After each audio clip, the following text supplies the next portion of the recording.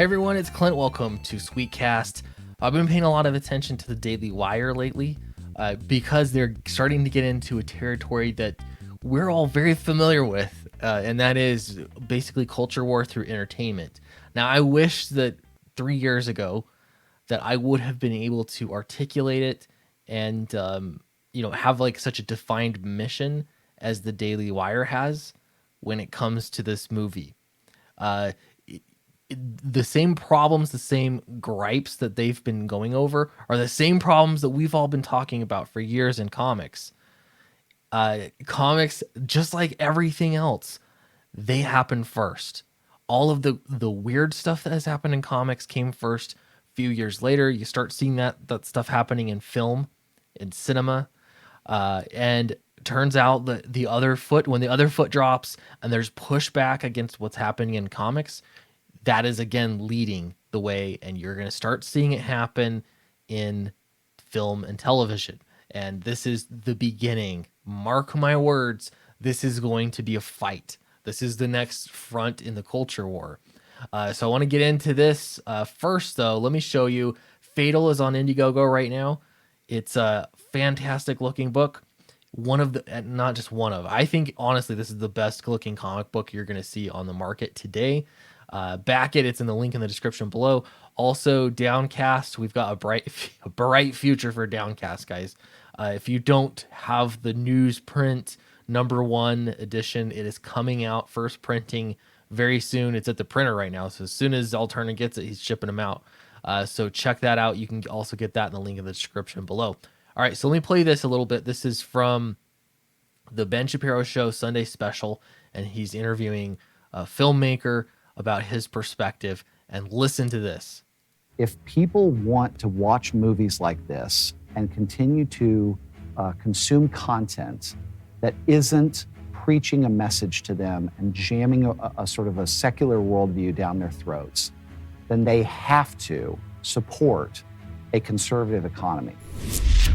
Okay, I'm going to pause it right there. And this is a good place to pause it because this is where it all began, I guess, their premiere night, and they had this discussion, all of this same stuff. Now, you notice he said, if you don't want to have their secular worldview pushed upon you in your entertainment, something to that effect, you have to support a conservative economy. Now, I remember that the debate was, when I first got into Comicsgate and started hearing the discussions that were going around and everything, initially, I heard the argument over whether you should make conservative straightforward conservative comics or not. And it's unfortunate that became such a linchpin. I don't know. There seems so much bad blood around that issue. And I think it was beside the point. That wasn't the real issue. You notice what he said there is he said a conservative economy. He's not saying conservative entertainment. He's saying a conservative economy. And that is fascinating to me. The war here, yes, it has something to do with what kinds of movies and entertainment comics that we're putting out, but it also has to do with who's in HR and who's cutting the checks and who's allowed to get paid. That ultimately is what's happening here. Yes, they're going to be pushing a certain agenda in entertainment because they want to change your minds. They want to re-educate you away from traditional American values. They want to do that. But they can't do that if you're competing as far as the money goes. It's about the entertainment, but it's really about money. It's about the conservative economy. So just like here as they've articulated for Run, Hide, Fight, it's the same thing for comics. Because you can say, hey, there are publishing companies that do well. You can get work at these publishing companies, and they just so happen to be friendly to conservatives. It doesn't mean that they're going to be putting out books that are strictly conservative, though they could. Again, that's beside the point. It's that they can compete with the mainstream.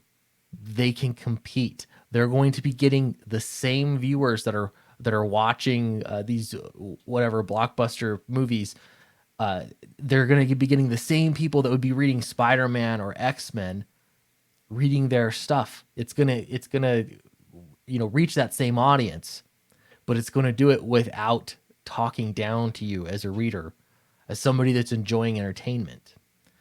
And so I wish, honestly, that the debate, when I saw it going down, considered this a bit more, because this is really what's so important.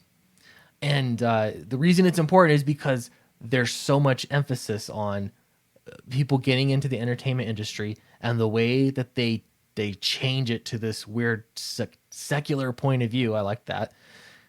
Is they're going to control the HR department. They're going to control who they hire.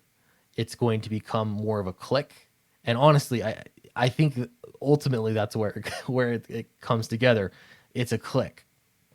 So I think that I want to start framing things this way. I think this is positive. I think it's good. Let me know if you watched Run, Hide, or Fight. Was it good? The trailer looked interesting, I thought, but I don't know. Uh, and I'm really glad that, like they said, that Kirk Cameron wasn't going to be in it. It wasn't like a typical like self-aware, hey, we're making a conservative movie.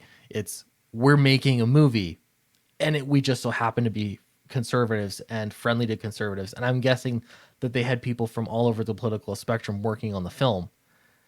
But you immediately have an awful lot more power to just exist if you control the HR department. Anyway, so thank you for watching. Appreciate it. And I'll see you in the next video.